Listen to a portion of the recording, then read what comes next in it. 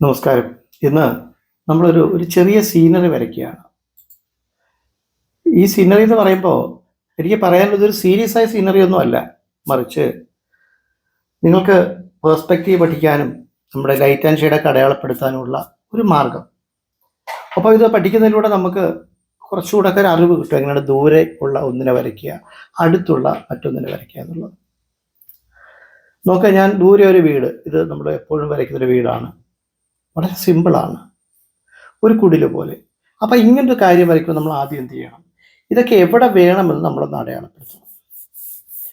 ഇവിടെ ഈ ദൂരെ ഇതിങ്ങനെ നിൽക്കണം, കണ്ടോ? ഞാൻ ചില ചിത്രങ്ങളൊക്കെ വരയ്ക്കുന്നത് റെഫർ ചെയ്യാറുണ്ട് കേട്ടോ. ഞാൻ പറയാൻ കാരണം, റെഫർ ചെയ്യാതെ ഒന്നുമല്ല പലപ്പോഴും വരയ്ക്കുന്നത്. എന്നാൽ അതിൽ നിന്ന് നമ്മുടേതായ ചില ശൈലികളെ ചേർത്തുകൊണ്ടാണ് ചിത്രം വരയ്ക്കുന്നത്.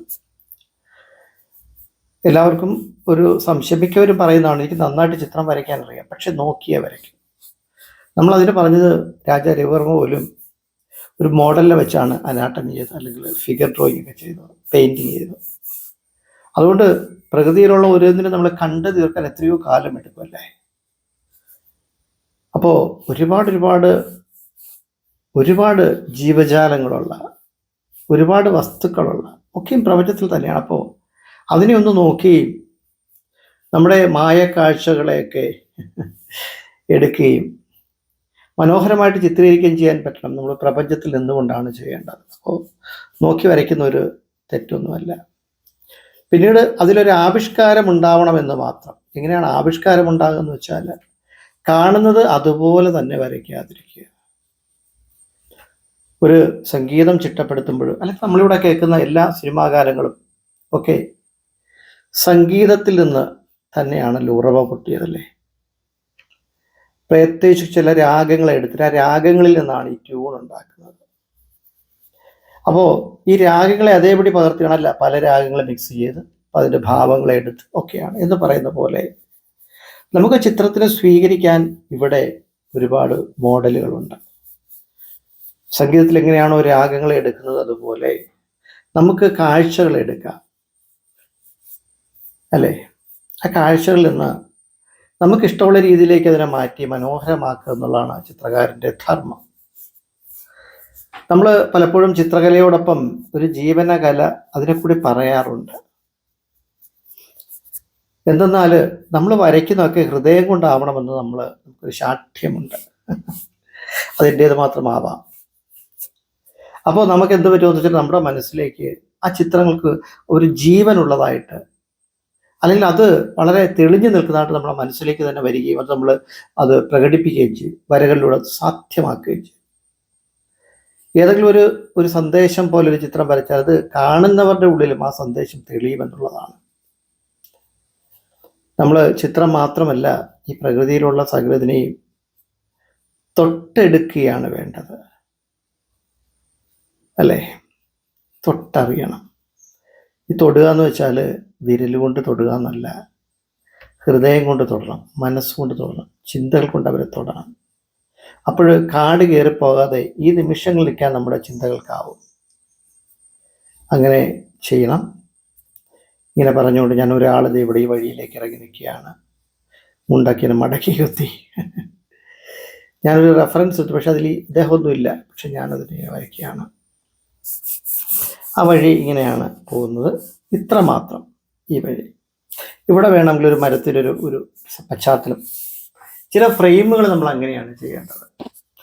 നമ്മൾ ചില ഫോട്ടോ ഒക്കെ എടുക്കുമ്പോൾ ഒരു മരത്തിൽ രണ്ട് ശിഖരങ്ങൾക്കിടയിലൂടെ കാണുന്നതായിട്ട്, അല്ലെങ്കിൽ കുറേ ഇലച്ചാർത്തുകൾക്കിടയിലൂടെ കാണുന്നതായിട്ട് എന്തൊരു ഭംഗിയാണ്. ചില ഫോട്ടോഗ്രാഫേഴ്സ് അതിമനോഹരമായ ചിത്രങ്ങൾ അങ്ങനെ പറഞ്ഞു. നമ്മൾ ഓരോന്നിനെയും എങ്ങനെ കാണണം എന്നുള്ളത് ഒരു ചിത്രം നമ്മളോട് പറഞ്ഞു തരും.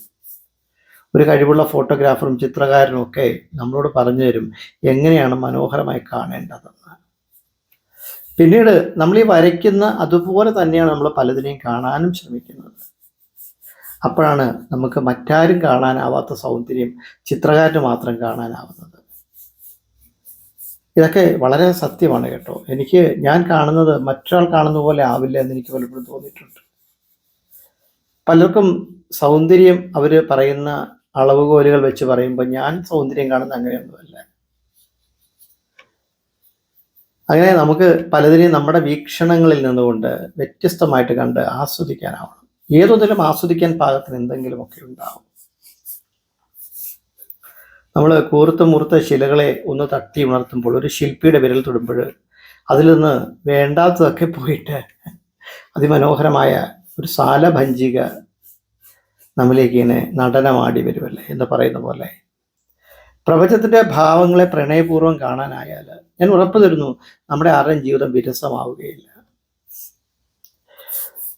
നമുക്ക് ഈ ലോകത്ത് ഹൃദയപൂർവ്വം നിലനിൽക്കാനാവണമെന്നാണ് എൻ്റെ ഒരു പക്ഷം. ഞാൻ അങ്ങനെയാണ് പറയുന്നത്. കാരണം നമ്മൾ പലപ്പോഴും ദുര്യോഗങ്ങളിലും ദുഃഖങ്ങളിലും ഒക്കെ ഇങ്ങനെ പെട്ടു നിൽക്കുന്നവരോട് എപ്പോഴും എനിക്ക് പറയാനുള്ളത്, ഇത് മാറുന്നില്ല. പലരും പല പ്രാർത്ഥനകൾ നടത്തും, ഭഗവാൻ എൻ്റെ അത് മാറ്റിത്തരണം, അത് ഇങ്ങനെ മാറ്റിത്തരണം, ഇങ്ങനെ ആക്കിത്തരണം. പക്ഷെ സംഭവിക്കുന്നതൊക്കെ നിന്നിലാണെന്ന് അറിഞ്ഞു കഴിഞ്ഞാൽ, പ്രപഞ്ചത്തിലാണെന്ന് അറിഞ്ഞു കഴിഞ്ഞാൽ നമ്മൾ നമ്മുടെ ഉത്തരവാദിത്വം ഏറ്റെടുക്കും. പിന്നെ പ്രാർത്ഥനകളിൽ ആവശ്യങ്ങളില്ലാതാവും. പകരം പ്രാർത്ഥനകൾ ഒരു അർപ്പണമായി മാറും. ജീവിതം തന്നെ ഒരു വിട്ടുകൊടുക്കലായി മാറും. പലതിനോട് നമുക്ക് കലഹിക്കാതെ ഇരിക്കാനുമാവും. നമ്മൾ ഇന്ന് കൊണ്ടു നടക്കുന്ന പല പ്രശ്നങ്ങൾക്കും അതിൻ്റെ മറുപടി നമ്മുടെ ഉള്ളിൽ തന്നെയുണ്ട്. ഞാൻ പല കാര്യങ്ങളിലും പലപ്പോഴും സറണ്ടർ ആയിക്കൊണ്ട് മാറി നിൽക്കുമ്പോൾ കലഹിക്കാൻ വരുന്ന ഒന്ന് എന്നെ തൊടാതെ കടന്നു പോകും. നമ്മൾ ഒഴിഞ്ഞു കൊടുത്താൽ മതി. അതിൻ്റെ വഴിയിൽ കയറി നിന്ന് മസിൽ പിടിച്ചു നിന്ന് പ്രശ്നങ്ങൾ കൂട്ടേണ്ടതില്ല. നമ്മൾ പറയുന്ന പല സിദ്ധാന്തങ്ങളും പല ജീവനകലയും പല രീതിയിലുണ്ട്, ഓരോന്നിനും ഓരോ രീതിയിൽ. പക്ഷെ ആത്യന്തികമായി നമ്മുടെ ഭാവം ശാന്തമാണ്, അല്ലേ? മാനുഷിക ഭാവം ശാന്തമാണ്. ക്രൂരമൃഗങ്ങൾ നോക്കിയാൽ അവരുടെ, ക്രൂരമൃഗങ്ങൾ എന്ന് പറയാവുന്ന ഹിംസ്ര ജന്തുക്കൾ, അവരുടെയും സ്ഥായി ഭാവം ശാന്തമുണ്ട്. എപ്പോഴും ദൃഷ്ടകൾ ഇങ്ങനെ പുറത്തേക്കിട്ട് കലിപൂണ്ടല്ല അവർ നടക്കുന്നത്. ഈ ശാന്തഭാവത്തിൽ നിന്ന് അല്പനേരത്തേക്കൊക്കെ ഒന്ന് വ്യതിചലിക്കേണ്ടി വന്നാലും അവിടെ നിലനിൽക്കാതിരിക്കുമ്പോഴാണ് നമ്മുടെ ജീവിതം നല്ലതാവുന്നത്. അല്ലെങ്കിൽ നമ്മളെ മൂലം പലർക്കും ബുദ്ധിമുട്ടുണ്ടാവും. അതുകൊണ്ട് നമ്മൾ എപ്പോഴും ഇങ്ങനെ പറയുന്നത്, ഞാനെന്നും എൻ്റേതൊന്നും ഇല്ലാതെ ഇരിക്കട്ടെ, ചിലതിനെയൊക്കെ വിട്ടുകൊടുക്കാനുള്ള മനസ്സുണ്ടാവട്ടെ, ഇങ്ങനെ പറഞ്ഞുകൊണ്ട് ഈ ചിത്രം ഞാനിവിടെ ഇത്രയും കാണിച്ചിട്ട് നമുക്ക് ഒന്ന് തെളിച്ച് വരയ്ക്കാം. ഓക്കെ, ഇത് നിങ്ങൾ വരയ്ക്കുക. നിങ്ങൾ തെളിച്ച് വരുമ്പോൾ നിങ്ങൾക്ക് ഡീറ്റെയിൽ അറിയാൻ പറ്റും. ഞാനിവിടെ ഒരു 10B പെൻസിലാണ് ആർട്ട് ലൈൻ എടുത്തിരിക്കുന്നത്. ഞാൻ പലപ്പോഴും വരയ്ക്കുന്ന ശിഖരങ്ങൾ ഇത് ഇങ്ങനെയൊക്കെ തന്നെയാണ്, അല്ല ഇലച്ചാർത്തുകൾ ഇങ്ങനെ. എളുപ്പം നിങ്ങൾക്ക് ചെയ്യാനുള്ള വഴിയാണ്. പക്ഷേ നിങ്ങൾ വീണ്ടും വീണ്ടും റെഫർ ചെയ്ത് നിങ്ങളുടെ ഇഷ്ടത്തിൽ അതിനെ കൊണ്ടുവരിക. നിങ്ങൾക്ക് ഇഷ്ടമുള്ള രീതിയിൽ തന്നെ വരയ്ക്കാൻ ശ്രമിക്കുക. ഒരാളും മറ്റൊരാളെ ഇമിറ്റേറ്റ് ചെയ്യാതിരിക്കുക. ഇപ്പോൾ ഞാൻ വരയ്ക്കുന്നത് എൻ്റേത് മാത്രമായൊരു ശൈലിയാണ്. അത് നിങ്ങളിലേക്ക് പകരുമ്പോൾ ആ ശൈലിയെ കണ്ടുകൊണ്ട് നിങ്ങളുടെ സ്വന്തം ശൈലിയിൽ മാറി നിന്നുകൊണ്ട് വേണം വരയ്ക്കാനായിട്ട്. അതിൽ നിലനിന്നുകൊണ്ട് വേണം വരയ്ക്കാനായിട്ട്. അല്ലാതെ അദ്ദേഹം വരച്ച അതേ ഇലകൾ, അതേ മരം, അതേ ഇല്ലത്ത്, അങ്ങനെയൊന്നും പാടില്ല. ഈ കുടിൽ ഇങ്ങനെ, ഈ മനുഷ്യൻ നടന്നു പോട്ടെ, ഇവിടെ ഞാൻ നിർത്തിയെങ്കിൽ നിങ്ങൾക്ക് ഇദ്ദേഹത്തെ നടത്തിവിടാം. അങ്ങനെ ഓരോ ചിത്രവും വ്യത്യസ്തമാവണം. നിങ്ങളിതിൽ 10 പേര് കാണുന്നെങ്കിൽ 10 പേര് കാണുന്നത് 10 തരം ചിത്രങ്ങളാവണം. ഇതിനെ തന്നെ അതുപോലെ കോപ്പി അടിച്ച് അയക്കരുത്. അങ്ങനെ ഒരുപാട് പേര് ചെയ്യുന്നുണ്ട്. അതുകൊണ്ട് പറഞ്ഞാൽ തെറ്റൊന്നുമില്ല. പക്ഷെ അവിടെ നിങ്ങൾ എന്നിൽ ആശ്രയിക്കപ്പെടുന്നു, അത് പാടില്ല. സ്വാശ്രയത്വമാണ് വലുത്. നമ്മളെപ്പോഴും ഒരു ഗുരുവചനം കേൾക്കുമ്പോഴും അല്ലെങ്കിൽ വലിയ വലിയ ആൾക്കാരെ വാക്കുകൾ കേൾക്കുമ്പോൾ നമ്മളൊക്കെ എന്ത് ചെയ്യും? അതിൽ നിന്ന് നമുക്ക് വേണ്ടത് മാത്രം എടുക്കുമല്ലേ എന്ന് പറഞ്ഞാൽ, ഞാനൊരു പാവം മനുഷ്യൻ, ഒരു പാവം ചിത്രകാരൻ. എൻ്റെ ചില കാഴ്ചപ്പാടുകളിൽ നിന്ന് നിങ്ങൾക്ക് എടുക്കാവുന്ന എടുക്കാം, അല്ലാത്തതിന് തള്ളിക്കളയാം. കലഹിക്കേണ്ടതില്ല. നമ്മളങ്ങനെയാണല്ലോ. നമുക്ക് എടുക്കേണ്ട മാത്രം എടുക്കാം. അപ്പോൾ ഈ ചിത്രങ്ങളിൽ നിന്ന് നിങ്ങൾക്ക് ആവശ്യമായ സംഗതികൾ എടുത്തുകൊണ്ട് ഇത് വരയ്ക്കുന്ന ഈ രീതികളൊന്ന് പഠിച്ചുകൊണ്ട്, ഇത് പേഴ്സ്പെക്റ്റീവ് എന്ന് പറയും. അങ്ങോട്ടൊരു വാനിഷിംഗ് ഉണ്ട് കേട്ടോ. ഇത് സെൻട്രൽ ലൈനാണ്, ഐ ലൈൻ. ഇത് നമ്മൾ ഒരിക്കലും ചരിക്കാൻ പാടില്ല, നേരെ വരയ്ക്കണം. പലരും അങ്ങോട്ടും ഇങ്ങോട്ടൊക്കെ ചരിച്ചു വരയ്ക്കും. അങ്ങനെ വരയ്ക്കാൻ പാടില്ല, നേരെ വരയ്ക്കണം. ചരിച്ചു കഴിഞ്ഞാൽ വീട് ചരിഞ്ഞ് നിൽക്കുന്ന പോലെ ആവും, അത് നല്ലതല്ലല്ലോ. അതെ, ഇങ്ങനെ വരയ്ക്കാം, നേരെ താഴേക്ക് വരയ്ക്കാം.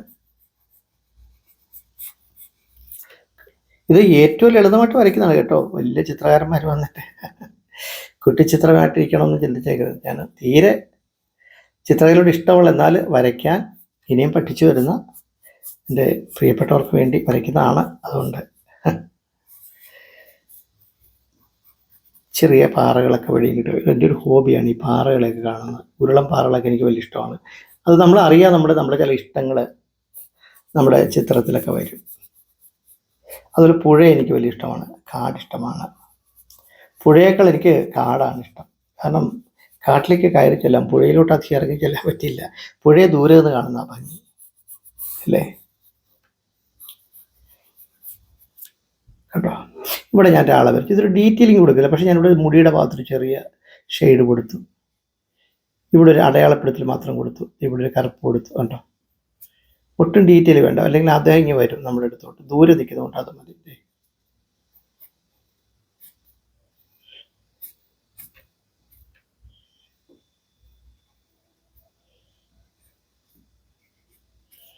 ഹാഫ് സ്ലീവ് ഷർട്ടാണ് കേട്ടോ, ഫുൾ സ്ലീവ് ഇട്ടിട്ടില്ല. വേണമെങ്കിൽ ഫുൾ സ്ലീവ് വരയ്ക്കാം. ഈ ചേട്ടൻ ഈ വീട്ടിൽ നിന്ന് ഇറങ്ങി ഇങ്ങോട്ട് നോക്കി എന്തോ റോഡിലേക്ക് നോക്കി നിൽക്കുന്ന പോലെ ഞാനൊന്ന് ചിന്തിച്ച് വരച്ചാണ് കേട്ടോ. 1-2 വരകളിലൂടെ. ഇവിടെ ഒന്നും ഡീറ്റെയിൽ കൊടുക്കേണ്ടതില്ല. ഒരു ഷെയ്ഡ്. ഇത് വേറെ ഒരു മോഡലാണ്. നിങ്ങൾക്ക് ഇഷ്ടമുള്ള രീതിയിലൊക്കെ വരയ്ക്കാതെ പറഞ്ഞല്ലോ. അപ്പോൾ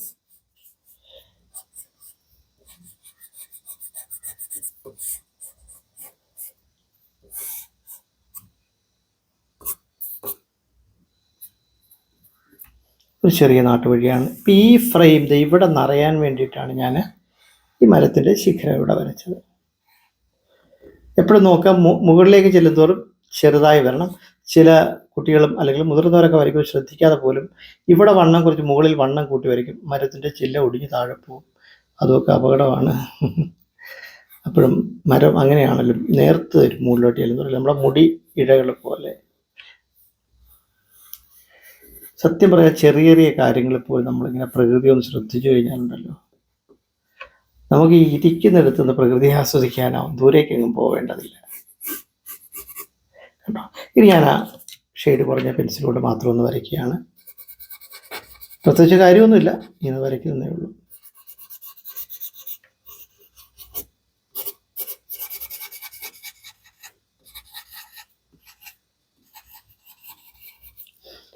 നമുക്ക് വേണമെങ്കിൽ ഈ ഫ്രണ്ടിൽ നിൽക്കുന്ന ഇലകൾ കുറച്ച് ഡീറ്റെയിലിങ് കൊടുക്കും. കാര്യം നമ്മുടെ അടുത്താണല്ലോ ഈ ഇലകൾ അല്ലേ. പക്ഷെ ഞാനത് ചെയ്യുന്നില്ല, പകരം ഇവരെ ഒന്ന് ഹാച്ച് ചെയ്ത് പുറകിലേക്ക് മാറ്റുകയാണ്.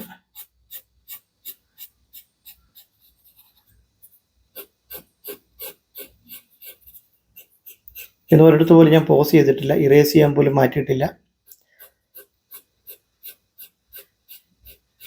നിങ്ങൾക്ക് ഈ വരയും ഇഷ്ടപ്പെട്ടാൽ തീർച്ചയായിട്ടും നിങ്ങൾക്ക് ഇഷ്ടപ്പെട്ടവർക്ക് ഇത് അയച്ചു കൊടുക്കുകയും വേണം. നിങ്ങൾക്കിത് നന്നായിട്ട് തോന്നിയാൽ, ഇനി സബ്സ്ക്രൈബ് ചെയ്യാനുള്ളവരുണ്ടെങ്കിൽ, നന്നായിട്ട് തോന്നിയാൽ, ഇതുകൊണ്ട് വല്ല പ്രയോജനം ഉണ്ടെന്ന് തോന്നിയാൽ, എന്തെങ്കിലും പ്രത്യേകതയൊക്കെ ഉണ്ടെങ്കിൽ മാത്രം സബ്സ്ക്രൈബ് ചെയ്യുക. സാധ്യമെങ്കിൽ ഇത് കണ്ടിട്ട് നിങ്ങളുടെ വിലയേറൊരു അഭിപ്രായം കൂടെ അറിയിക്കുക. ഒക്കെ നമുക്ക് വളരെ അത്യാവശ്യമാണ്. ഞാനും ഇപ്പോഴും വളർന്നു വരുന്ന ഒരു ചിത്രകാരനാണ്, അല്ലെങ്കിൽ ചിത്രകലാ വിദ്യാർത്ഥിയാണ്. നമ്മൾ ചിത്രകാരൻ എന്നൊക്കെ ശരിക്കും പറയാറായിട്ടില്ല, ഇപ്പോഴും പഠിക്കുന്നതേ ഉള്ളൂ. ഇതും ഇങ്ങനെയാണ്. മോഹൻലാൽ പറയുന്ന പോലെ അറിയും തോറും ആഴം കൂടി വരുന്നൊരു സാഗരമാണിത്. അപ്പോൾ ഈ സാഗരത്തിൻ്റെ തീരത്ത് നമ്മളിങ്ങനെ നിൽക്കുകയാണ്. ആദിമ കലയാണ് ചിത്രകല, അറിയാമല്ലോ.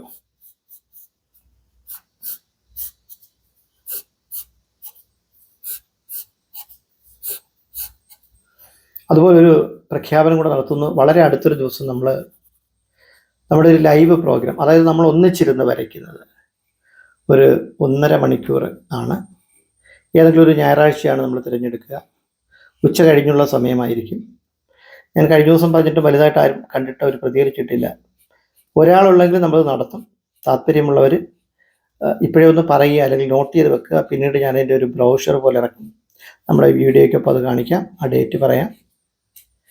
അന്ന് നമുക്ക് ചിത്രവും ചിന്തയും എന്ന രീതിയിൽ നിൽക്കാം, കുറച്ച് കാര്യങ്ങൾ ചർച്ച ചെയ്യാം, അപ്പോൾ ഒരു ചിത്രം വരെയും അല്ലേ.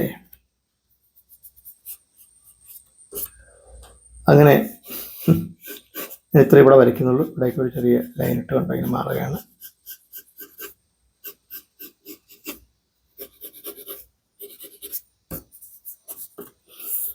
അങ്ങനെ ഈ ചിത്രം വരച്ചു. സത്യത്തിൽ ഞാൻ ഒരു തെങ്ങ് വരയ്ക്കണമെന്നൊക്കെ ആലോചിച്ചാണ്, മറന്നുപോയി, വിട്ടുപോയി. അപ്പോൾ നമുക്ക് ഈ വീടിൻ്റെ പുറകിൽ ചെറിയ തെങ്ങ് നിൽക്കുന്നതായിട്ട് വരയ്ക്കാം. കുറച്ച് ഇടുങ്ങിപ്പോവും, എങ്ങാലും വരച്ചില്ലെങ്കിൽ ഒരു വിഷം. കേരളം വരയ്ക്കുമ്പോൾ തെങ്ങ് വരയ്ക്കാണ്ട് പറ്റും. ഞാൻ ഇത്തവണ തിരിച്ചാണ് തെങ്ങിൻ്റെ ഇത് വരയ്ക്കുന്നത്. അത് ഞാൻ കുറച്ച് ക്യാമറ മുന്നോട്ട് കൊണ്ടു നിങ്ങളെ കാണിക്കാം, നിങ്ങൾക്കത് കൂടുതൽ മനസ്സിലാകാൻ വേണ്ടിയിട്ട്. ഇപ്പോൾ ഇവിടെ ക്യാമറ വെച്ചിരിക്കുകയാണ്. ദേ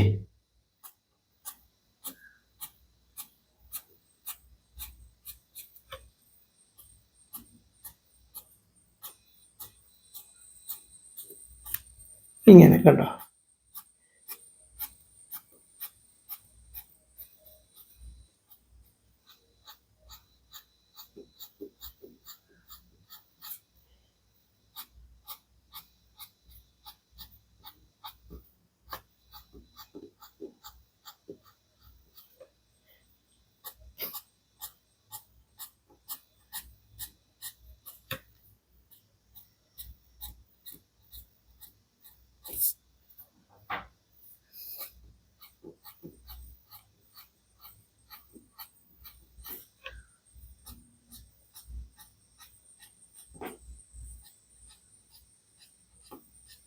ഇങ്ങനെ വരയ്ക്കുമ്പോൾ ഒരു പ്രത്യേക ഇഷ്ടം എനിക്ക് തോന്നുന്നു. നന്നായിട്ട് എനിക്ക് തോന്നി, കുറച്ച് വലുതായിട്ട് വരച്ചു. കാര്യം ഇവിടെ ഇപ്പോൾ സ്ഥലമില്ല ശരിക്കും നിങ്ങളിത് കാണിച്ചു തരാൻ. ഞാൻ മറന്നുപോയാണ്, സോറി. അപ്പോൾ നമുക്ക് അടുത്ത ക്ലാസ്സിൽ ഇതൊക്കെ ചേർത്ത് വരയ്ക്കാം കേട്ടോ. അങ്ങനെ നമുക്ക് തെങ്ങും മാവും പക്ഷികളും ഒക്കെയുള്ള ഒരു പ്രകൃതിയാണ് വരയ്ക്കേണ്ടത്. അപ്പോൾ ഈ ശിഖരങ്ങളിൽ ഒരു പക്ഷിയെ കൂടെ വെക്കാൻ സ്ഥലമില്ല, അല്ലെങ്കിൽ ഞാനൊന്ന് ശ്രമിച്ചേനെ. ഇന്ന് പെട്ടെന്ന് ഒരു സീനറി വരച്ച് കാണിച്ചു. പാറയൊക്കെ വരയ്ക്കുന്നതൊക്കെ ഇങ്ങനെ വരയ്ക്കാനുണ്ടോ ഇങ്ങനെ. അപ്പോൾ നമുക്ക് അടുത്ത ചിത്രമായി കാണാം. ഇങ്ങനെ ഒരു വളരെ സിമ്പിളായ ഒരു ചിത്രം നിങ്ങൾ വരച്ച് പഠിക്കുക, പഠിച്ച് നോക്കുക. ഇവിടെയൊക്കെ ഷെയ്ഡ് വേണം നമുക്ക് ഇട്ട് പോകാം കേട്ടോ. ഒരുപാട് ഷെയ്ഡൊക്കെ ഇട്ട് നിഴൽ വെളിച്ചമൊക്കെ നമുക്ക് മാറ്റി നിർത്താൻ പറ്റും. അപ്പോൾ അടുത്തൊരു ചിത്രം ഞാൻ അങ്ങനെ ഒരു ഡീറ്റെയിൽ ചിത്രമായിട്ട് വരാം, ഒരു സീനറി തന്നെ. പിന്നെ പാടത്ത് കർഷകരെയൊക്കെ പറഞ്ഞിരുന്നു, അതൊക്കെ നമുക്ക് ചെയ്യാം. എന്തായാലും നിങ്ങൾക്ക് ഇത് വരയ്ക്കാൻ സാധിക്കട്ടെ എന്ന് പ്രാർത്ഥിക്കുന്നു. ഇതിനേക്കാൾ മനോഹരമായിട്ട് വരച്ച് വേണം കാണിക്കാൻ. അങ്ങനെ കാണുമ്പോഴാണ് നമുക്ക് സന്തോഷം. നമ്മുടെ ഡയറക്റ്റ് ഓൺലൈൻ ചിത്രകലാ ക്ലാസ്സിൽ ചേർന്ന് പഠിക്കേണ്ടവർ നമ്മൾ ഡിസ്ക്രിപ്ഷനിലും നമ്മുടെ തമ്പനയിലും ഒക്കെ നമ്മളെ നമ്പർ കൊടുത്തിട്ടുണ്ട്, നമ്മളെ വിളിക്കാവുന്നതാണ്. നമുക്ക് സമയത്തിനൊരു പ്രശ്നമില്ല, കാരണം വെളുപ്പിന് തൊട്ട് രാത്രി 12 മണി വരെ ചിത്രകലാ ക്ലാസ്സുകൾ നയിക്കുന്ന ഒരാളാണ് ഞാൻ. അതുകൊണ്ട് എല്ലാ ദിവസവും ക്ലാസ് ഉണ്ട്. നിങ്ങൾക്ക് ആർക്കെങ്കിലും നമ്മുടെ ക്ലാസ്സിൽ ചേർന്ന് പഠിക്കാൻ ആഗ്രഹമുണ്ടെങ്കിൽ നമ്മളോട് ബന്ധപ്പെടണം. പ്രായമോ കാലമോ ഒന്നും ഇവിടെ പ്രശ്നമില്ല, ദേശം ഒന്നും പ്രശ്നമില്ല കേട്ടോ. എവിടെയാണെങ്കിലും നമ്മൾ ക്ലാസ് എടുക്കുന്നുണ്ട്. തെറ്റുകൾ തിരുത്തി പറഞ്ഞു കൊടുത്ത്, എനിക്കറിയാവുന്നതൊക്കെ പറഞ്ഞു കൊടുത്ത് ഇങ്ങനെ ചിത്രകല പഠിപ്പിക്കുന്നൊരു ക്ലാസ്സാണ്. അപ്പോൾ താല്പര്യമുള്ളവർ പറയുക. അപ്പോൾ അടുത്ത ചിത്രവുമായി നമുക്ക് വീണ്ടും കാണാം. ഇത്രയും ചിത്രം കണ്ടുകൊണ്ടിരുന്ന നിങ്ങൾക്കെല്ലാം എൻ്റെ ഹൃദയത്തിൻ്റെ ഭാഷയിലുള്ള ഇഷ്ടം അറിയിക്കുന്നു. ഒരുപാട് ഒരുപാട് ഒരുപാട് ഇഷ്ടം.